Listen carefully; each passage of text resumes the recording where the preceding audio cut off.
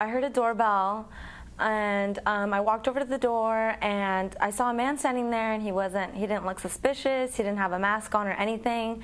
So I opened the door, and I noticed that he was standing really close to the doorway.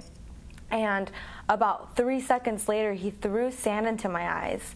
So that kind of just totally just blinded me and kind of caught me off guard. And then he just pulled me down from my neck and just started pulling me and dragging me. And then at that point, I thought we were getting robbed or something. My mom and my little brother and my little sister heard everything, and they ran downstairs, but one of the guys ran into the house with his hand behind his back, like as if he had a gun or some kind of weapon, and said not to come any closer and not to call the cops or they were going to kill me. So after he ran out, my mom tried to go run after me, but that's when the car had already drove away. They just immediately tied my hands up and my feet up and left me into a room for a good, I'd say about 30 minutes before they came in and had me make my first phone call to my mom.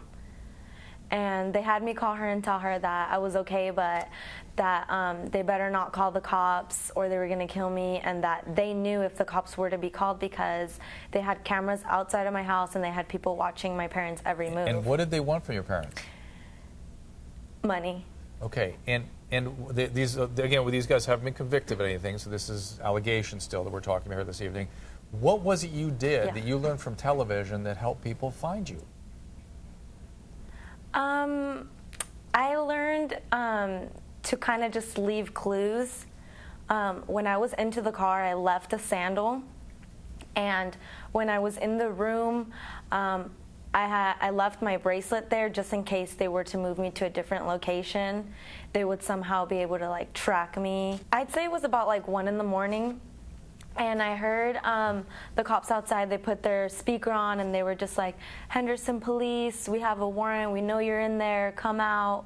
And they were just doing that for about 20 to 30 minutes. And then for what seemed like a long time, it was just silence. I didn't hear any movements in the apartments or anything outside. And then finally I heard a big boom at the door, and it was SWAT, and they were just yelling, "SWAT, Melissa, Melissa." And then they broke into the bedroom where I was at, and there's about 7 of them, and they came and they just picked me up, asked me if I was all right, and got me out of there as soon as possible.